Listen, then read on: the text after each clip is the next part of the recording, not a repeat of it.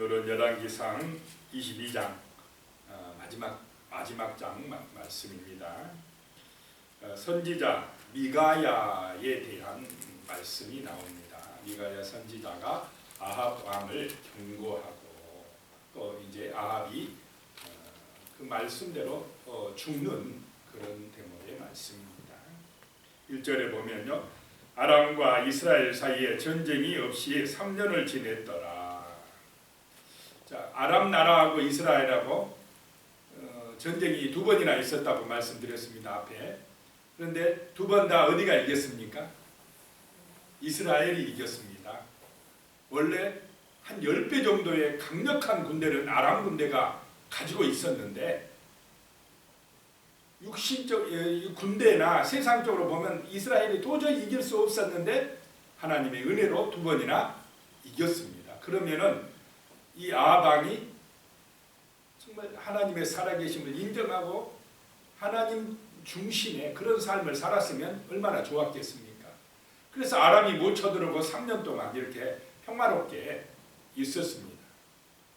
그런데 그런 은혜를 받고도 아합 왕이 돌이키지를 못했다라고 하는 것입니다. 2절에 보니까요, 셋째 해에 유다의 여호사밧 왕이 이스라엘 왕에게 내려가매 남쪽 나라 유다 왕 여호사밧이 이제 이 아합 왕을 만나러 갔다는 것입니다. 원래 이 남쪽과 북쪽이 서로 싸웠는데 이 여호사밧과 아합 때 이제 화친하게 됩니다. 서로 남쪽이든 북쪽이든 아람을 의지해 가지고 남북이 대치했는데 이제는 오히려 아람과 전쟁에서 이기니까 남과 북이 가까워졌다라고 하는 것입니다. 3절에 보니까요, 이스라엘 왕이 그의 신하들에게 이르되 길르앗 나못은 본래 우리의 것인 줄 너희가 알지 못하느냐? 우리가 어찌 아람 왕의 손에서 도로 찾지 아니하고 잠잠히 있으리요 하고. 길르앗 나못 땅은 원래 이스라엘의 12지파에 속한 땅이었다는 것입니다. 그런데 아람 나라한테 빼앗겼는데 전쟁에서 2번 이길 때 아람 나라 왕 베나닷이 돌려주겠다 해놓고는 안 돌려주고 있으니까 우리가 가서 빼앗자 이것입니다. 2번 이기고 났더니 아합 왕이 자신이 만만했는가 봅니다. 이제 이길 수 있다. 우리가 저 아람 군대를 2번씩이나 물리쳤는데 그렇게 생각을 했습니다. 자기의 힘으로 물리쳤습니까? 아합이?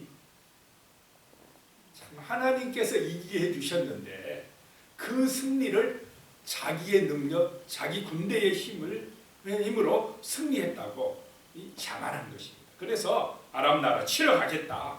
2번의 앞에 전쟁은 아람이 먼저 쳐들어왔는데 이번에는 누가 먼저 공격하겠다는 것입니까? 이스라엘이, 아합이 먼저 공격하겠다 이렇게 한 것입니다. 길르앗 나못을 차지하겠다는 것입니다. 그리고는 여호사밧 왕이 왔으니까 하는 말이 4절에 여호사밧에게 이르되 당신은 나와 함께 길르앗 나못으로 가서 싸우시겠느냐? 하지만 은근히 싸워야 돼 이 말입니다. 이때 북이스라엘이 약간 더 힘이 셌습니다. 같이 싸우자는 것입니다. 여호사밧이 이스라엘 왕에게 이르되 나는 당신과 같고 내 백성은 당신의 백성과 같고 내 말들도 당신의 말들과 같으니이다. 우리 같은 민족 아닙니까? 라고 이제 여호사밧이 이야기한 것입니다. 자, 5절에 가면요, 여호사밧이 또 이스라엘의 왕에게 이르되 청하건대 먼저 여호와의 말씀이 어떠하신지 물어보소서. 확실히 그래도 이 여호사밧 왕, 남쪽 나라 유다 왕은 믿음이 있습니다. 아무리 군사력을 모으고 우리가 힘을 합쳐서 전쟁에 나간다 할지라도 먼저 하나님의 뜻이 무엇인지 기도해 보십시오. 물어보소서 라고 하는 것입니다. 6절입니다. 이스라엘의 왕이 이에 선지자 400명쯤 모으고 그들에게 이르되 내가 길르앗 나못에 가서 싸우랴 말랴. 그들이 이르되 올라가소서. 주께서 그 성읍을 왕의 손에 넘기시리이다. 400명의 선지자를 불러가지고 물어봤는데 400명이 전부 다 일치하여서 다 어떻게 하라고요? 올라가소서. 그 성물 왕의 손에 넘기실 것입니다. 주께서 넘기실 것입니다. 이 주가 누군지는 잘 모르겠어요. 이 사람들이 믿는 주가. 근데 이 지금 선지자 400명은 금송아지를 믿는 바알의 선지자들입니다.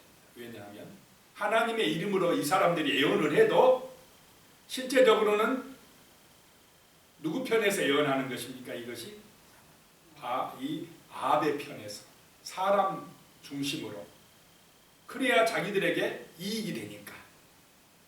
하나님이 말씀하신 것, 하나님의 뜻보다는 왕의 뜻을 앞세웁니다. 왕에게 잘 보여야 되니까. 이게 뭐냐? 바알 선지자입니다. 자기들 중심이라는 것입니다. 말씀 중심이 아니고 하나님 중심이 아니고 철저하게 누구 중심이요? 인간 중심, 자기 중심이었다는 거죠. 이 여호사밧 왕이 들어보니까 뭔가 냄새가 나는 것 같아요. 어떻게 400명이 똑같이 그렇게 말할 수 있느냐라고 하는 것입니다. 7절에 여호사밧이 이르되 이 외에 우리가 물을 만한 여호와의 선지자가 여기 있지 아니하니까. 그 400명은 그냥 선지자라고 그랬는데 이 여호사밧 왕은 여호와의 선지자를 불러오십시오 이럽니다. 여호사밧이 볼 때는 그 400명은 하나님의 선지자가 아닌 것 같다는 것입니다. 8절에 이스라엘의 왕이 여호사밧 왕에게 이르되 아직도 이물라의 아들 미가야 한 사람이 있으니 그로 말미암아 여호와께 물을 수 있으나 그는 내게 대하여 길한 일은 애언하지 아니하고 흉한 일만 애언하기로 내가 그를 미워하나이다. 여호사밧이 이르되 왕은 그런 말씀 마소서. 데려오라는 것입니다. 자, 미가야라는 선지자가 있는데 아합 왕이 볼 때에 아합에게 길한 것은 잘 예언 안 하고 흉한 것만 예언하더라. 그런 것입니다. 자, 이 길한 것, 흉한 것은 누구의 입장에서 판단한 것입니까? 아합 자기 입장에서의 판단입니다. 하나님의 뜻이 중요하지 인간 편에서 자기에게 이익이 되느냐 안 되느냐라고 하는 것, 이것이 바로 뭐냐? 자기중심이라는 것입니다. 자, 내 뜻대로, 인간의 뜻대로, 자기 중심대로 하나님의 말씀을 평가할 수가 있겠습니까? 그것이 뭐냐? 선악을 구분하는 것입니다. 하나님의 뜻은 무조건 옳은 줄로 믿습니다. 내 인간의 편에서 옳고 그르냐를 판단할 수가 없다는 것입니다. 9절입니다. 이스라엘의 왕이 한 내시를 불러 이르되 이물라의 아들 미가야를 속히 오게 하라 하니라. 그래서 오게 했다는 것입니다. 10절에요. 이스라엘의 왕과 유다의 여호사밧 왕이 왕복을 입고 사마리아 성문 어기 광장에 각기 왕자에 앉아있고 물어보려고 그 성문 앞에 앉았다는 것입니다. 두 왕이 앉아있으니까 얼마나 멋있게 보이겠습니까? 왕의 행차인데 또 군대들이 딱 보좌하고 아마 그랬을 것입니다. 그때에 모든 선지자가 그들의 앞에서 예언을 하고 있는데 모든 선지자가 누구 앞에서 예언을 하고 있습니까? 왕들 앞에서. 그러면 왕들 앞에서 예언하면 누가 듣기 좋은 말을 하기 쉽겠습니까? 왕들 앞에서 왕이 듣기 좋은 말을 할 수 있다라고 하는 것입니다. 11절에요. 그날의 아들 시드기야라는 이 사람은 자기를 위하여 철로 뿔들을 만들어 가지고 말하되, 퍼포먼스를 하고 있습니다. 보여줍니다. 지금 철로 뿔들을 만들어 가지고 여호와의 말씀이 왕이 이것들로 아람 사람을 찔러 진멸하리라 보여주니까 얼마나 확실하게 보입니까? 눈에 보이는 것으로. 그런데 하나님을 위하여가 아니고 누구를 위하여 그랬다고요? 자기를 위하여 그랬다는 것입니다. 말로는 여호와의 이름이라고 여호와의 말씀이라고 하면서 실제 마음속에는 탐욕이 들어가 있다라고 하는 것입니다. 탐욕은 우상숭배라는 것입니다. 12절에요. 모든 선지자도 그와 같이 예언하여 이르기를 길르앗 나못으로 올라가 승리를 얻으소서. 여호와께서 그 성읍을 왕의 손에 넘기시리이다 하더라. 시드기야 말대로 또 거기 모인 모든 선지자가 다 똑같이 그렇게 이야기를 합니다. 13절에요. 미가야를 부르러 간 사신이 일러 이르되 선지자들의 말이 하나같이 왕에게 길하게 하니 청하건대 당신의 말도 그들 중 한 사람의 말처럼 길하게 하소서. 사신이 가서 부탁합니다. 400명 선지자가 다 왕에게 유리하게끔 길하게 예언을 하니까 당신도 가서 그렇게 하시옵소서. 그래야 당신 삽니다. 왕의 비위를 맞춰야 됩니다. 왕의 뜻대로 하십시오 라고 사신이 기뜸을 해줍니다. 그런데요 14절 미가야가 이르되 여호와께서 살아계심을 두고 맹세하노니 여호와께서 내게 말씀하시는 것 곧 그것을 내가 말하리라 하고 말씀대로 하나님이 말씀하라간 대로 내가 그대로 하겠다는 것입니다. 성경대로 하겠다 이 말입니다. 모세의 율법대로 하겠다는 것입니다. 15절에요. 이에 왕에게 이르니 왕이 그에게 이르되 미가야야 우리가 길리앗 나못으로 싸우려 가랴 또는 말랴. 그랬더니 이 미가야가 왕께 이르되 올라가서 승리를 얻으소서. 여호와께서 그 성읍을 왕의 손에 넘기시리이다. 이 말은 이 앞에 12절에 보면 그 모든 선지자가 했던 말을 지금 미가야가 그대로 하고 있습니다. 이 말은 지금 적용하고 있다는 것입니다. 그 선지자들이 이렇게 예언하지 않았습니까? 그대로 하십시오. 약간 조롱과 멸시가 섞인 투로 이야기를 하고 있습니다. 굳이 나한테까지 물어볼 필요가 뭐가 있습니까? 16절에 왕이 그에게 이르되 내가 몇 번이나 내게 맹세하게 하여야 내가 여호와의 이름으로 진실한 것으로만 내게 말하겠느냐.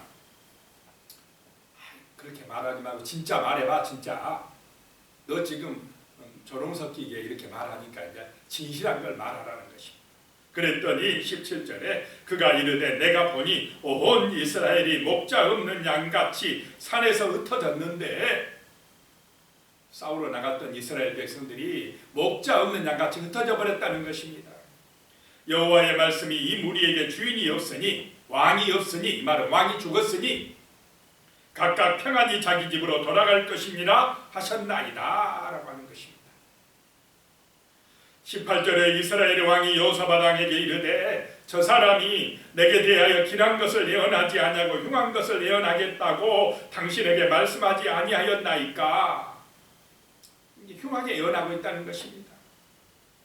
19절에요. 미가야가 이르되 그런즉 왕은 여호와의 말씀을 들으소서. 내가 보니 여호와께서 그의 보좌에 앉으셨고 하늘의 만군이 그의 좌우편에 모시고 서 있는데 하늘 보좌가 있는 줄로 믿습니다. 아합의 왕의 보좌 그것보다 더 높은 여호와 하나님의 하늘 보좌가 있다라고 하는 것입니다. 20절에 여호와께서 말씀하시기를 누가 아합을 꾀어서 그를 길르앗 나못에 올라가서 죽게 할꼬 하시니 하나는 이렇게 하겠다 하고 또 하나는 저렇게 하겠다고 하였는데 21절에요. 한 영이 나와 여호와 앞에 서서 말하되 내가 그를 깨겠나이다. 욥기에서도 보면은 사단이 하나님 앞에 허락받습니까? 안 받습니까? 그런 것 같습니다. 여기도 하늘 보좌에서 이 사단이 와서 내가 꿰겠나이다 그럽니다. 22절에 여호와께서 그에게 이르시되 어떻게 하겠느냐 이르되 내가 나가서 거짓말하는 영이 되어 그의 모든 선지자들의 입에 있겠나이다. 그랬더니 하나님이 허락을 합니다. 그래 해라. 그러면 왜 허락을 했겠느냐 이 말입니다. 사단이 어떤 사람에게 들어옵니까? 말씀을 잊어버리고 불순종하는 사람들에게, 탐욕에 빠져 바알의 우상에 빠진 사람들에게 사단이 거짓말로 그들을 유혹하고 시험해버린다라고 하는 것입니다. 왜냐? 그들이 하나님을 버리니까 하나님도 그들을 떠나버립니다. 그러니까 거짓말하는 영이 그들 속에 들어가게 되는 것입니다. 그러므로 우리는 말씀을 의지하고 하나님을 의지하시기를 축복합니다. 하나님이 함께 하실 때에만이 사단은 우리를 시험하거나 유혹하지 못한다라고 하는 것입니다. 그런데 아합과 그 모든 400명의 선지자들은 하나님의 말씀보다 탐욕에 빠져 있기 때문에 사단의 거짓말에 그대로 넘어가 버린 것입니다. 24절에 그나야의 아들 시드기야가 가까이 와서 미가야의 뺨을 치면서 여호와의 영이 나를 떠나 어디로 가서 네게 말씀하시더냐. 그냥 미가야를 뺨을 칩니다. 25절에 미가야가 이르되 네가 골방에 들어가서 숨는 그날에 보리라. 이 거짓 선지자는 어려움이 오면 어떻게 한다고요? 숨어버릴 것이라는 것입니다.